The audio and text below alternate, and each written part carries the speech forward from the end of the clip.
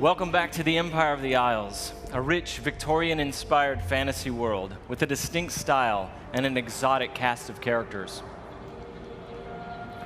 For Dishonored 2, we wanted to explore a new location, Karnaca, the Jewel of the South. Our approach to world creation is very layered. Our art and design teams work together to create a strong sense of place with a well-realized culture.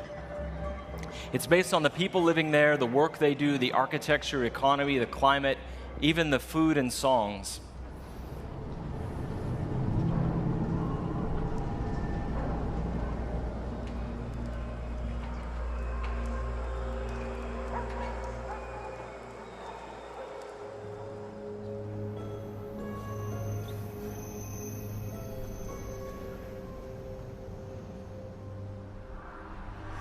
In order to bring Karnaca to life, we've created a custom game engine designed to support our signature art direction and level design. We wanted Dishonored 2 to resemble a painting in motion, so we've given considerable thought to our lighting and the way it plays across every surface. We've created custom tools to support the interruptible, real-time narrative scenes necessary for a stealth simulation. And the same is true for our approach to audio, both in terms of atmospherics and stealth gameplay. All of these details make Karnaca more vivid thanks to our new technology, which we call the Void Engine.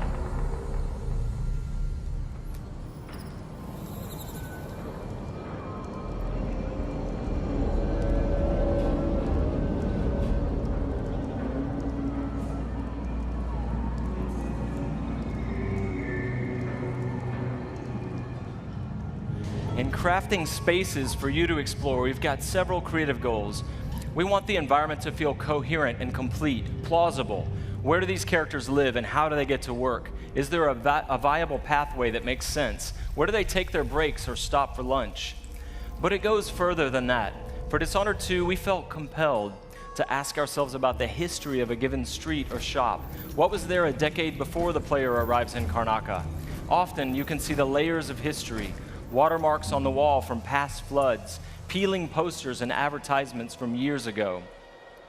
We want every market, every alley to tell a story and to offer you the chance to see something novel or intriguing.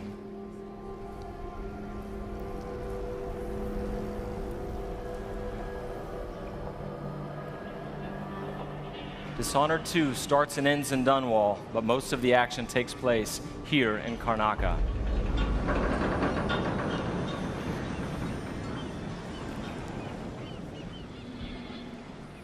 All right, there you go, your first look at Dishonored 2. Thank you. On behalf of all my teammates at Arcane and Lyon who worked so hard to bring this to you, and my dear friend Rafael Colantonio, thank you so much for all the passion you've given the game. In the first Dishonored game, you played Corvo Attano, falsely accused of killing the Empress, the woman he loved and was sworn to protect, and you were blamed for the abduction of their daughter, Emily Caldwin. After escaping on the night of his execution, Corvo is gifted with supernatural powers and dedicates himself to avenging the death of the Empress and restoring young Emily to the throne. As we began to work on Dishonored 2, a single question haunted us. What became of Emily Caldwin? How would her experiences affect her, and what kind of ruler would she become? We envisioned Emily grown up, 25 years of age, and then we began to imagine what she'd be like as a heroic figure, as someone fighting for her life against the forces of deceit. We developed a vision for Emily Caldwin that excited us, and at E3 last year, we shared that vision with the world. Dishonored 2 is set 15 years after the first game. Emily Caldwin rules the Empire, watched over by her father, Corvo Attano.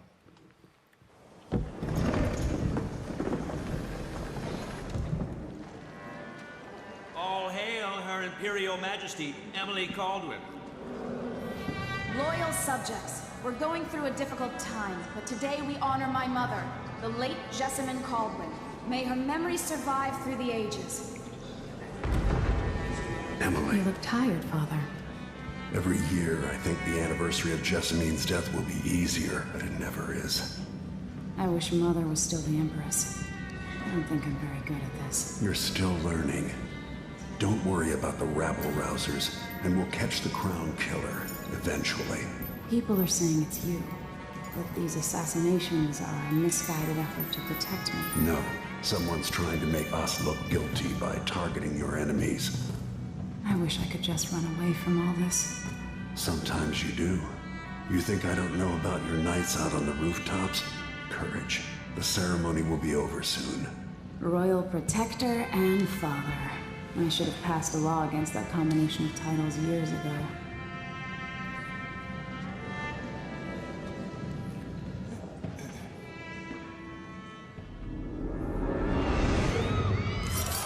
When an otherworldly usurper seizes the throne, the fate of the Empire is left hanging in the balance. Dishonored 2 offers you the choice of playing as Empress Emily Kaldwin or the Royal Protector, Corvo Attano. Emily and Corvo are both fully voiced this time, with their own perspectives and emotional responses to the events transpiring around them. Whoever you choose to play, you've got to flee Dunwall, your home, and travel to Karnaca in order to unravel the threads of a conspiracy and take back what's yours. I've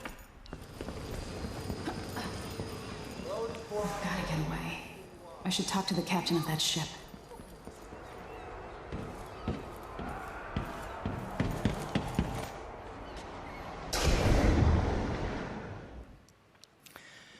Dishonored is known for unscripted, simulation-driven missions where no two players ever have the same experience.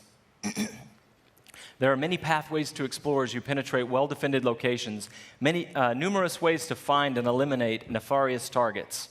In crafting the missions for Dishonored 2, we've put a much greater emphasis on big, interesting themes, either from a gameplay or fictional standpoint, making each mission a wildly unique place to explore. I'll explain a little bit more about that. Today we're going to show you the Dust District, an industrial ruin ravaged by terrible storms that hit at random intervals. In the Dust District, a militant religious faction called the Overseers is at war with the Howler Gang. The leaders of both factions are trying to take each other down. You can side with the Overseers or the Howlers or neither. There are many ways to complete the mission. She'll tell you more. I'll wait here in the skiff and take you back to the dreadful whale after you finish.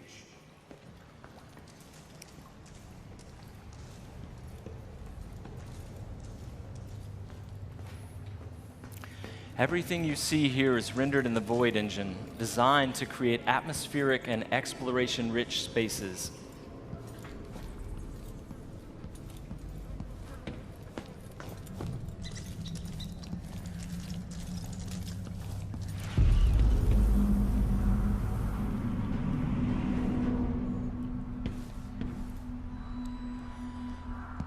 To reach our target, Vice Overseer Byrne, we've got to get past a Grand Guard checkpoint sealed off by a wall of light, a cruel security device reinstated by the Duke of Serkonos.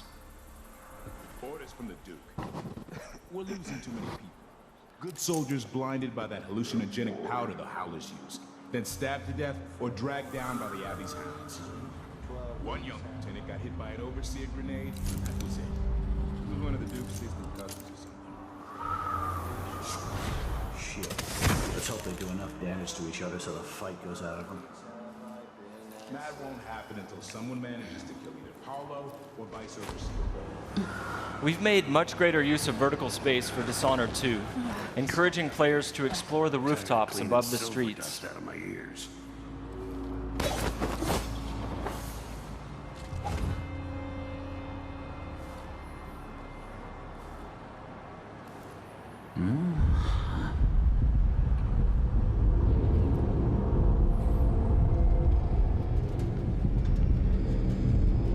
Dust from the mines.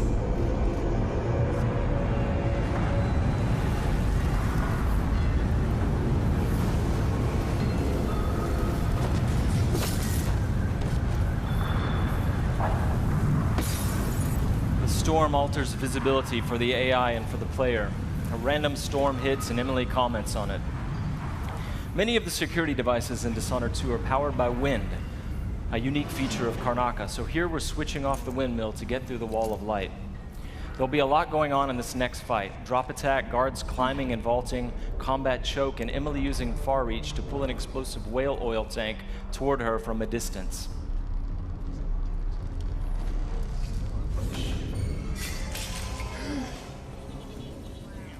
going in. So dead.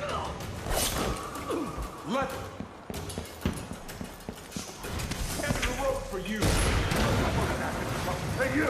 Come here!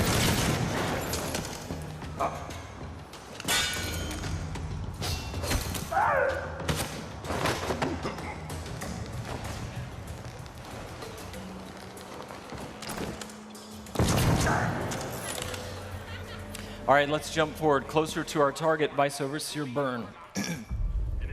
The Overseers are fighting the Howler Gang for the hearts and minds of the people of Karnaca. What happens here will influence Karnaca's future and the endgames. The Vice Overseer hasn't shared his plans with me. He's upstairs now, so I assume we'll learn something before long. Here we're going to use Emily's Mesmerize power to lull a group of Overseers into a stupor, evading combat altogether. Mesmerized, they won't notice Emily or even remember that she was here. There you are. I feel so empty right now.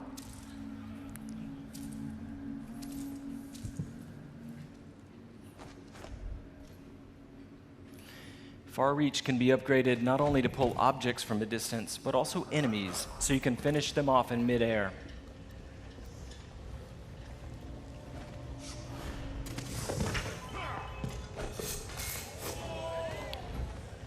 This time, all of Emily's powers, which are new, and all of Corvo's can be fully upgraded using entirely new skill trees, giving you the ability to customize more deeply. If you're new to the Dishonored series, it's all about options and exploration, playing at your own pace. The game has many different pathways through each mission, and also different approaches, stealth or combat, lethal or non-lethal, and a wide array of supernatural powers that will dramatically change the experience as you play. We're very close to Vice Overseer Byrne's office now.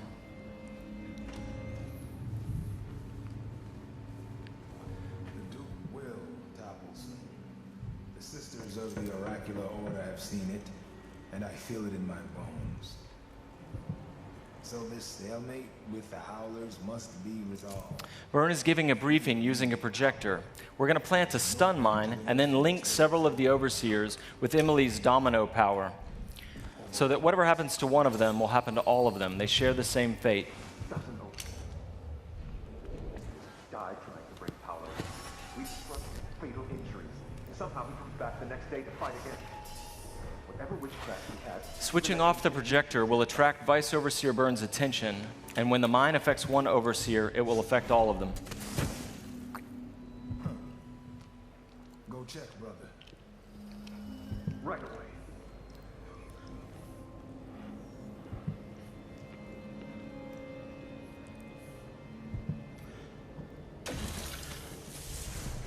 There are many creative ways to use Domino.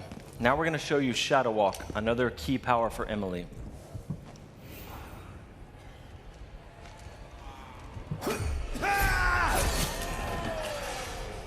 Shadow Walk is useful for stealth and combat. You saw it in the announced trailer that we made for the game, and you can fully use it in the game. Like all the powers, it can be upgraded in a variety of ways. With Vice Overseer Byrne out of the picture, the leader of the Howlers will owe Emily a favor, and that's just one way to complete the Dust District mission. Before closing today, we want to demonstrate another signature environment from a mission called A Crack in the Slab. It's another example of the missions in Dishonored 2 and how they're built around big, interesting themes. This mission takes place in a ruined manor that's been sealed for several years. At the start, the outsider appears and explains that reality was warped inside this place after an occult event. Your supernatural powers won't work inside the manor, and even time behaves strangely, allowing you to travel back and forth between the ruined present and the past when the manor was lavish and refined.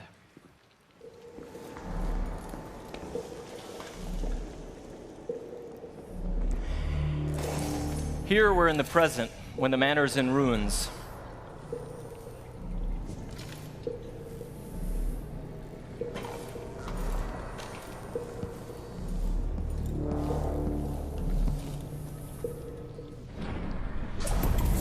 Now we've moved backwards, years into the past, when the manor was still inhabited and guarded.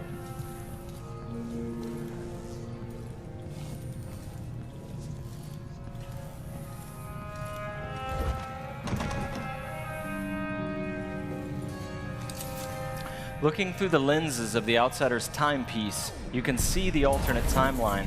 This is useful for solving puzzles, as you've seen, but it can also be used to avoid or take down enemies. You can watch enemies in the alternate timeline and then step through to execute your plans.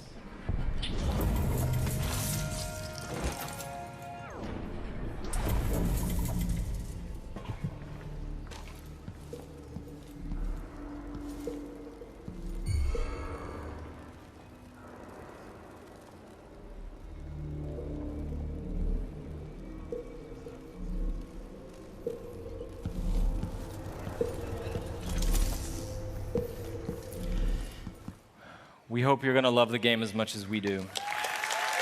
Thank you, thank you. I have to once again give a shout out to my team in France. They've worked so hard and they are so passionate about the game and the first game. They're really ready for you to get you guys to get your hands on it, and you don't have to wait long. All of you can leave your mark on the Empire of the Isles because Dishonored 2 will release on PlayStation 4, the Xbox One, and PC November 11th, 2016. But before I go, I've got one more thing for you. This is the worldwide launch of the Dishonored 2 gameplay trailer. You're seeing it here first. Good night.